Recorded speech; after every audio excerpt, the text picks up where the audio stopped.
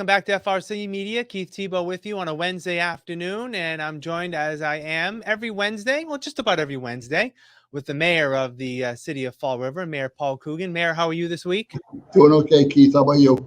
I'm doing well. Weather's been great, no complaints. We needed the rain today, though. The pollen has been a little bit crazy. I don't know if you're allergic to pollen, but I know a lot of us get impacted by all the pollen this time of year. I actually want to get to a couple events that actually have already taken place since we last spoke on Wednesday. On Monday, Governor Baker and Lieutenant Governor Karen Polito, they were in town. They were in the industrial park. Part of their visit was to tour Millstone Medical outsourcing in the industrial park, but they're also here to talk about a program, an economic development program called Forward, where the city is in line to receive some $9.5 million in infrastructure planning for downtown. How important is this money potentially for the city? Well, it touches a couple of big issues. It does the water and sewer pumping station on Wilson Road to the tune of $2.5 million, and it also gives us a program for lead pipe abatement of $5 million. Plus, as you said, some other incidental money, which is now, I guess, millions are incidental to do some work downtown and some other planning. It's very important. I mean, anything we can do to move Fall River ahead is what we're looking for. It's great to have partners at the State House, whether it's our own local delegation or the governor and lieutenant governor, who are willing to come down and talk to us about some ideas and proposals that they may want to fund. And it's only positives. Anything we can do to get some of these lead pipes abated, I think that would be great also. So, I mean, let's hope it works out, and we'll do the best we can. I know, some of the money that could be used here is going to be some of the state's ARPA funding, which will probably go toward that water and sewer work that you mentioned. Yeah. I think about this quite often. I'm sure you do as well. Right. That with the amount of money that has come from the pandemic, obviously the loss of life was devastating. The number of people ill and still getting sick is devastating. But in some ways, this is an opportunity of the city to take advantage of some projects that it may not have been able to do so in the past. Absolutely. I mean, it's a substantial investment from the federal and state governments into our city. It'll allow us to change things around a little bit and to stabilize all of our budgets. At the same time, as you said, it came at a terrible cost. I always go back, as I've said before, and think, would I have not gone through any of this to get the money? I think we would probably still be a better city. Mhm. But at the same time, it's something that came out the other side of a very, very big tragedy. Yeah, absolutely. Also, last week now, I guess we're going back in time from Monday, going back to the end of last week. On Friday, you were here at Bristol Community College, where 18 new fire recruits were sworn in to take their duties in the Fall River Fire Department. Again, Right. good news for the city, and I know both police and fire complement number of officers has been an issue, and this helps in that. Right.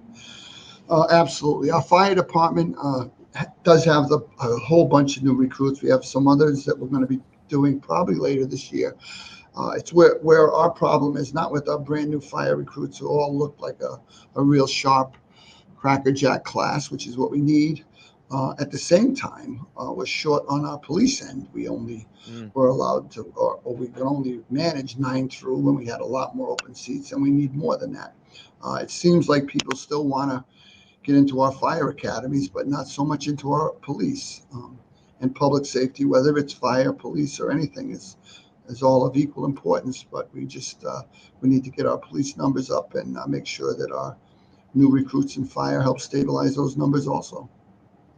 Yeah, how much do you think is not only the issues that a city like Fall River faces in terms of crime, even though the numbers have been really good in the city over the past few years, I guess combined with some of the rhetoric out there about police officers, is that a combination of why some potential recruits on the police side would Yeah, think of coming in and maybe taking a step back?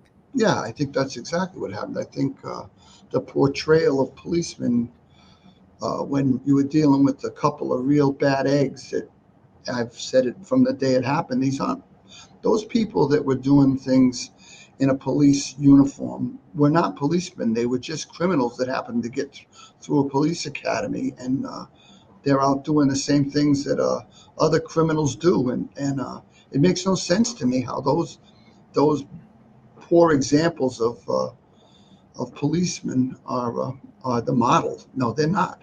Most of the policemen that I know are hardworking. They do what they're supposed to do, and that's make the city safer for everybody.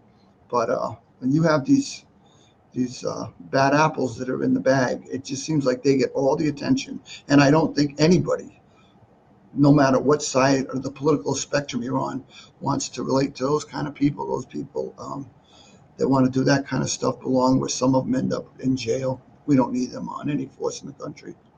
Yeah, absolutely. And also last Friday evening, I know you took part in plenty of these in your years at Durfee High School, the Durfee High School graduation, celebrating the class of 2020.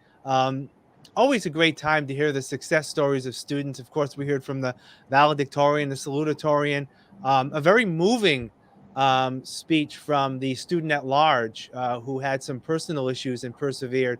So it's always great to hear those stories and see the faces of the successes here in Fall River.